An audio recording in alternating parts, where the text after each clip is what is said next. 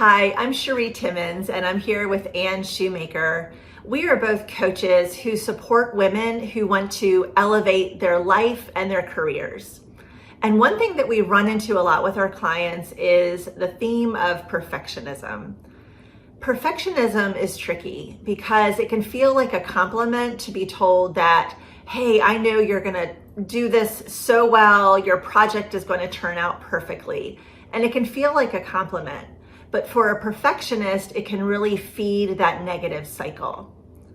And perfectionists are sometimes confused with high achievers. A perfectionist certainly can accomplish a lot and do well in a lot of areas, but what tends to happen is that they accomplish less overall and they stress more than high achievers do. So one of the telltale signs of perfectionism is procrastination. When procrastination is really just a cover for a fear of failure. So as Cheri just mentioned, perfectionists can set unrealistically high expectations for themselves, which then can manifest into the perfectionist feeling daunted by the fear of failure instead of excited about the possibility of success. So they will put off starting a project or finishing a project because as the end draws near, they become concerned that it will be a failure. So procrastination is one of the telltale signs of perfectionism. And another telltale sign is having an all or nothing mindset. It's great for all of us to want to grow and set goals for ourselves.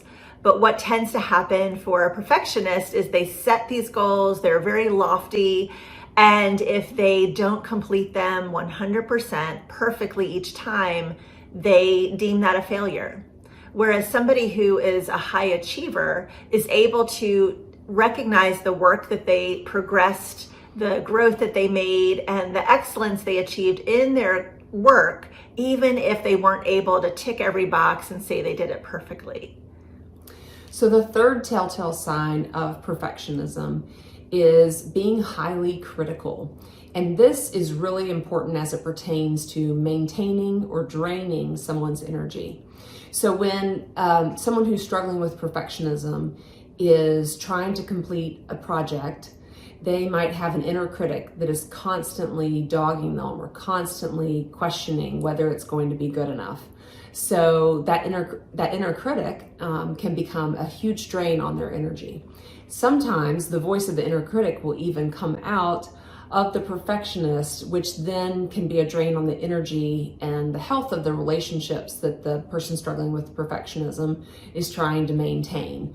So this is an energy drain on the perfectionist, an energy drain on their relationships.